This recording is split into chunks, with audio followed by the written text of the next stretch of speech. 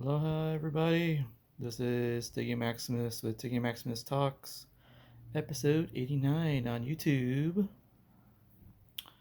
Thank you guys for listening to all these episodes. Um, I think to get to 89 is pretty special, but thank you guys for all listening. Um, a lot of great episodes, a lot of great content, and thank you guys for subscribing, liking the episodes, and let's get into it. This episode is just purely just comedy. Um, I did mention I did go to a comedy show on Thursday. That was at the Mad Bomb Acid Vault in downtown San Diego. That was it's close to the boxing club on Island Avenue. So that was a good show. You had your headliner was Gabby Lamb, and Um, the next show that I went to was a Friday show down in Seaport Village. Um, the place was called the San Pasquale Winery. Um, the main place where the comedy show took place was at the Toast Bubble Bar inside the San Pasquale Winery. So it's actually my first time inside that little area, and they do have parking from like I think 10 a.m. to 8 p.m. And luckily for me, I actually came just a tad late. But I happened to be parking right at 8 o'clock, and the show I believe had started at 7:30, but it kind of started off kind of slow because people are still getting their wine apparently, and I did kind of miss the set from the host Melissa Wiseman, but it was kind of like a chilled vibe with your wine goers, and wasn't too much in a rush to kind of do the show. So I happened to be walking in on the middle of Stephen Gabbert's set, um, as he was the first comic to come up after Melissa Wiseman. Now, I want to mention that since I parked after 8 o'clock, your parking is free in that parking lot in Seaport Village, since they only take money from 10 o'clock to 8 o'clock at night. So if you guys ever happen to want to find parking and start walking from that parking lot, well, that's a free one if you happen to do your stuff after 8 p.m. Um, so other than that,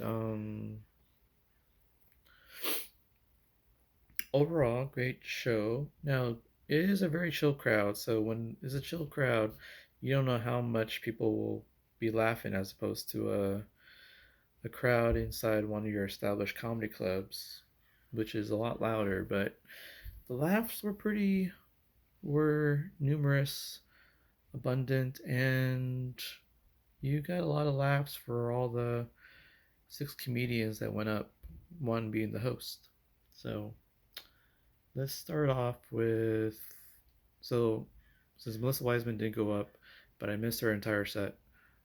I did get to sit for maybe I guess the second half of Stephen Colbert's set.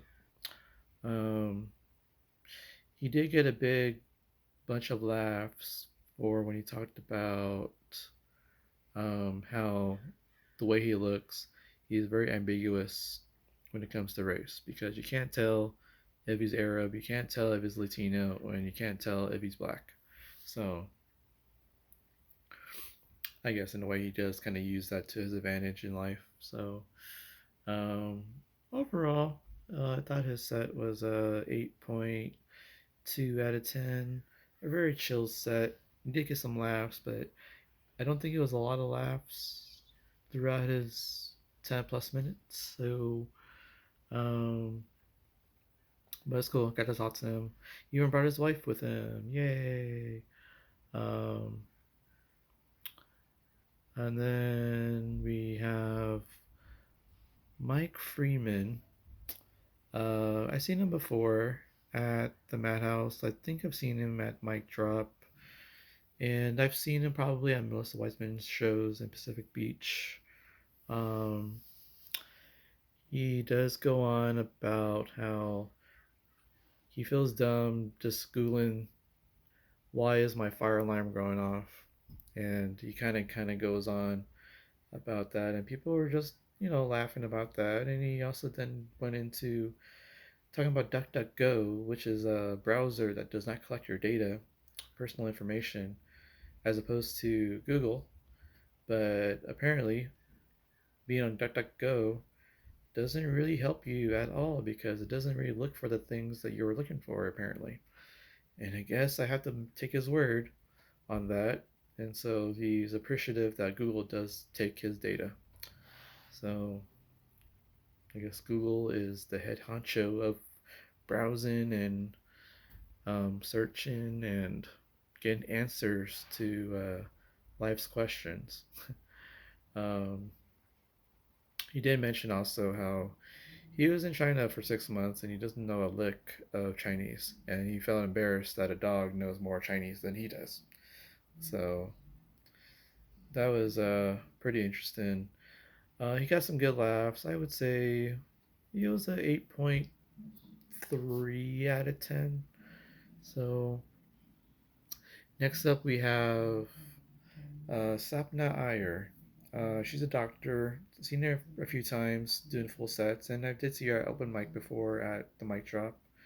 Um, and she has a good a couple of jokes about how she feels bad going to Taco Bell and she doesn't want to run to a patient because she just told a patient on Zoom that you can't be eating all this fatty foods and bad stuff, and then she goes out to Taco Bell and get her stuff of food.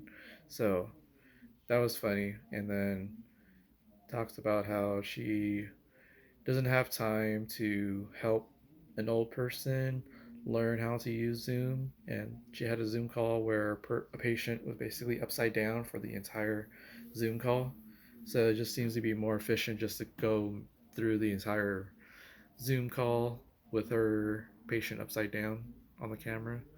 So, and then she had a thing where why she got into comedy, because when she works in the hospital, she has to deal with dick problems and mental health issues and illnesses, and only to have better hours as a comedian because as a comedian, she gets to talk about dick problems, mental health issues, and illnesses. That got a lot of laughs, especially with this crowd. Um, I would say she was I would say 8.3 out of 10. It's a good set. Um, good to see her there and talking to some of the comics. Um, I believe. And then we also have, I believe, was um, let's see, talked about Melissa, talked about Sapna, Steven, Mike Freeman. So next up we have Austin Train. Funny guy. Um, I think I remembered him talking about Spirit Airlines. And everybody has their thoughts about Spirit Airlines and stuff. And he got like a lot of laughs during the set. And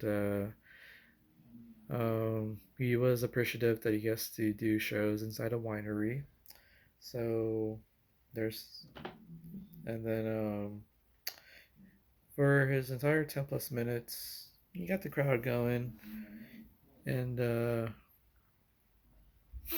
he was sporting his San Diego Goals uh, cap on. And I got to talk to him after the show. We talked about Lakers and Chargers. So we clicked. And this is actually my second time seeing Austin Train. So um, But yeah, his set I would say it was an 8.6, 8.6 out of 10. Um, I did get to see the headliner Rui Montilla. He had a really funny set, clicked with the crowd. Um, he talked about chicken McNuggets, the 40 piece, the 20 piece, and he feels, at McDonald's you get a false sense of um, I guess self esteem because when you go to McDonald's and then if you ever catch Rui in the drive-through, make sure to check on him. He kept saying, um, and I guess I can relate to it because I get 20-piece chicken McNuggets myself at McDonald's, and I guess he kind of touched upon the fact that they used to give you a big box for all your chicken nuggets. You get all excited, but then they stopped doing that and they started giving you every single 10 piece of your order in boxes of 10 nuggets. And to get two boxes makes you feel a little different about yourself. It makes you kind of feel bad about yourself in a way because they had to give you two boxes when all you thought about before was you only got one box for all your chicken nuggets, but apparently they split them up in groups of 10. So when you see more boxes being handed to you, you kind of feel fat and feel bad about yourself and your health. And if that was the case, don't give me more boxes. I'll just take everything from the fryer. That got a lot of laughs, and um, he did go into talking about when his dad was around. He remembered um, he watched Puff Daddy do a lot of songs, and he thought every single one of his songs was original. But when he did like one of those music award shows, and Puff Daddy came out to do a song, and then this white guy came out, and the dad told Rui that that's Sting. And then as a kid, he was saying, "Wait, Sting, the wrestler from WCW?" And oh man, I just connected instantly about that because I used to watch WCW too and WWE, WWF. Um, so you mentioned that you know, if you ask the average person when you say the name Sting, you're most likely going to get references about the wrestler, not the musician, music artist Sting. But yeah, and so overall, I would say his set was 8.7 out of 10 for Rui Montilla. So it's kind of cool chilling out with the guys, the crew after, and talk shop about comedy and other stuff. And I got to help out to clean up and put away chairs for the winery owner. So it was cool talking to the owners. Um, so yeah, it's kind of cool helping out and talking to everybody. It's overall a good show, produced by Melissa Wiseman at the San Pasquale Winery inside the Bubble Toast Bar. So um, it's kind of a nice day out, guys. Very sunny, beautiful day in San Diego. All right. One last thing. I did go to a show at the American Comedy Company downtown San Diego. Got a free ticket. I was on the guest list, and I wanted to see my buddy Raymond Montoya. He was hosting the show, and it was a good crowd. Um, got some decent laughs for the entire night. I did miss Raymond's set because I needed to find parking, and I ended up parking at the parking lot across from the Madhouse Comedy Club on F and Fourth Avenue. Um, so first guy that came up, and I kind of came in the middle of his set was Chris Espinosa. Um, the biggest part about his set was when he was trying to bash on white people, and a person in the crowd yelled out something that probably a white person would say, And then Chris Espinosa was going to kind of go off about white people, and he asked, assuming the person was going to say a white person's name, the person in the crowd said his name was Ramon, and so everybody laughed because we're all assuming that we're going to get a name, a white person's name like John or Robert or something. Um, but we got Ramon. And of course, since Chris Espinosa is a Latino and he wanted to bash on white people and he expected a white person answer and he needed a white person's name. But of course, the person he asked was a Latino who said that. So that was hilarious. Got a lot of people laughing. But that might have been the only joke that might have gotten a lot of people to laugh at the same time. So I would say Chris Espinosa's comedy set was a, let's say, 8.3 out of 10, 8.35. Um, Next up, we had Jim Pine. I've seen him before, but his entire set was actually the same as always, actually. He always has a bit where he talked about how his cat has AIDS, and he talked about how the military has been letting in transgenders into the army or the service, and you know how they have those signs that says "Don't ask, don't tell." He said, "Well, don't ask, but I can't tell." So I would say his set was probably an 8 out of 10. Um, I haven't heard any new material anyway, so uh, maybe in future shows he might do something different. But and then you got your headliner. First time seeing the guy, Neel Nanda. Um, I would say, uh, I'm glad I got to see his set. He,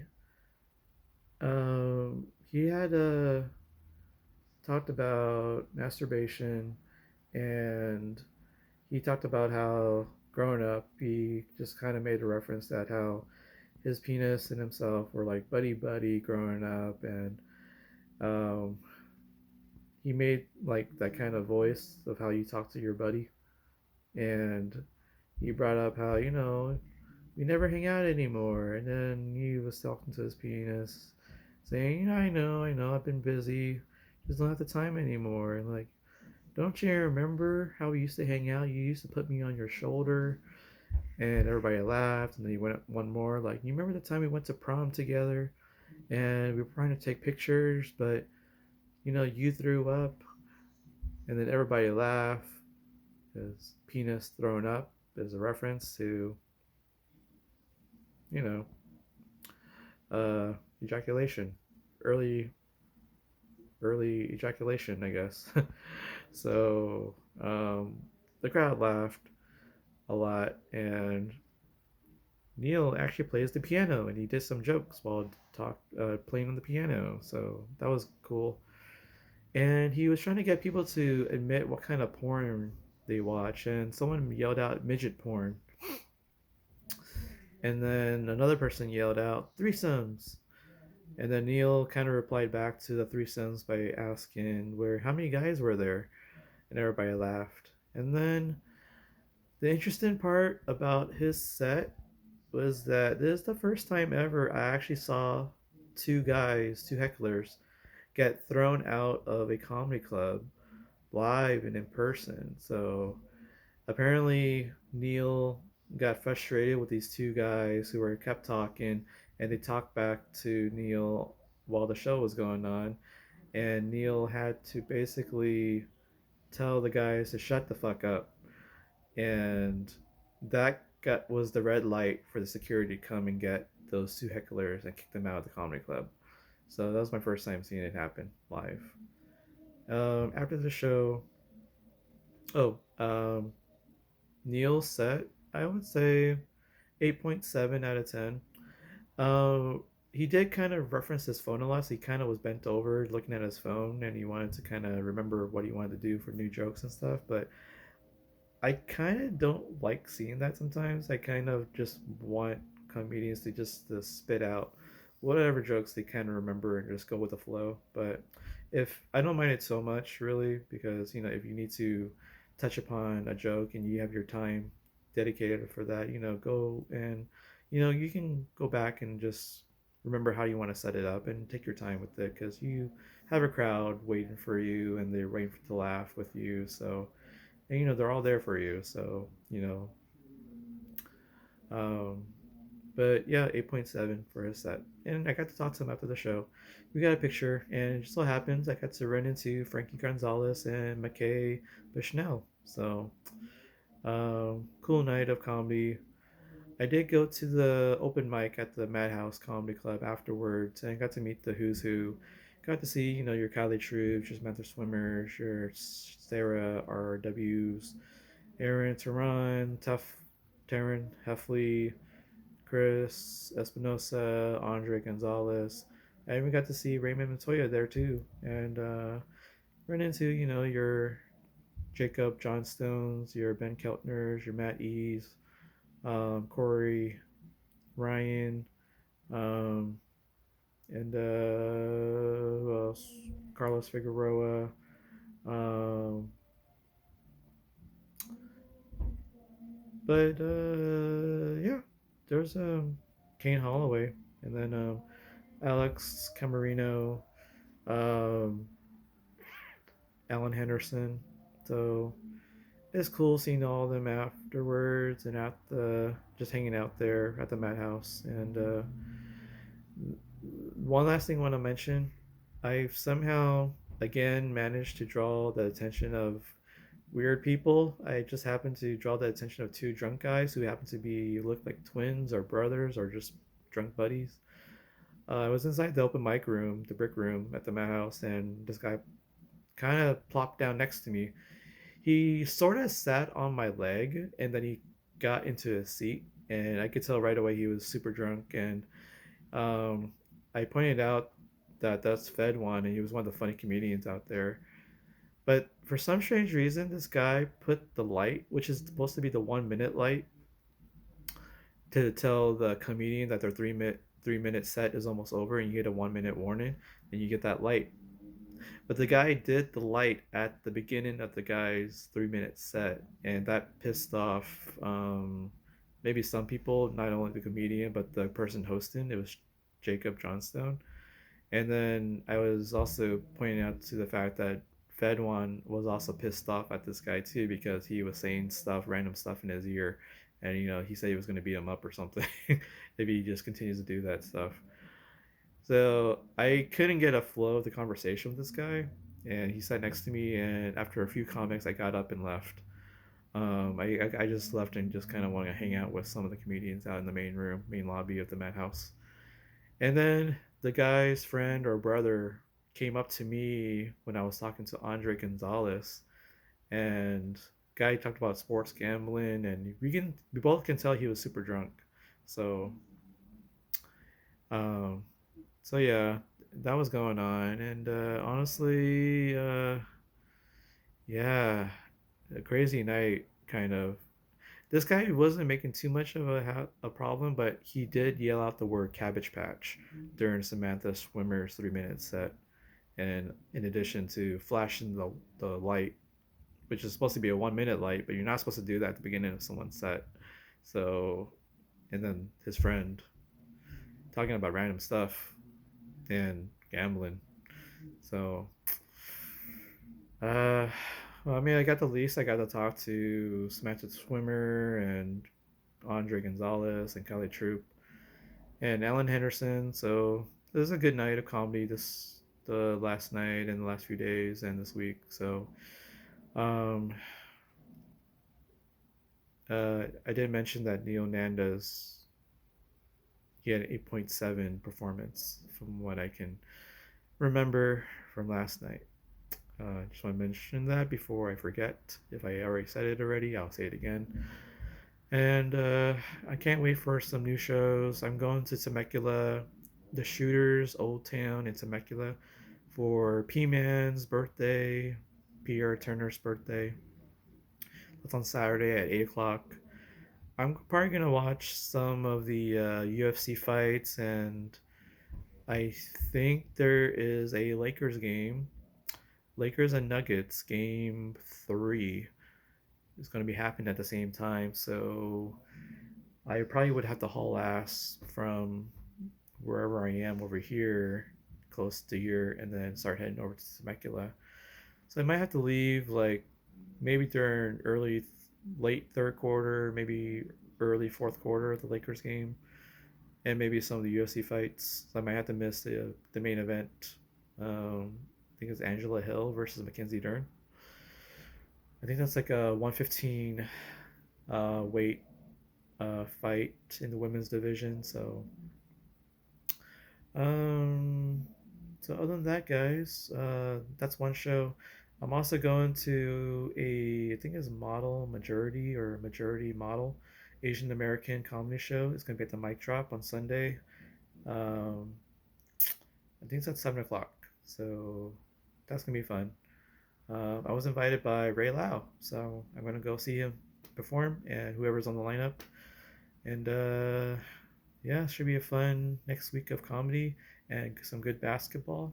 And next episode, I'll talk about mostly sports.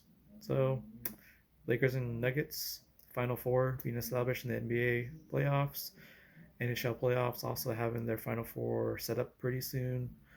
Um, I'll talk a little bit about XFL Championship football and anything else that comes to mind.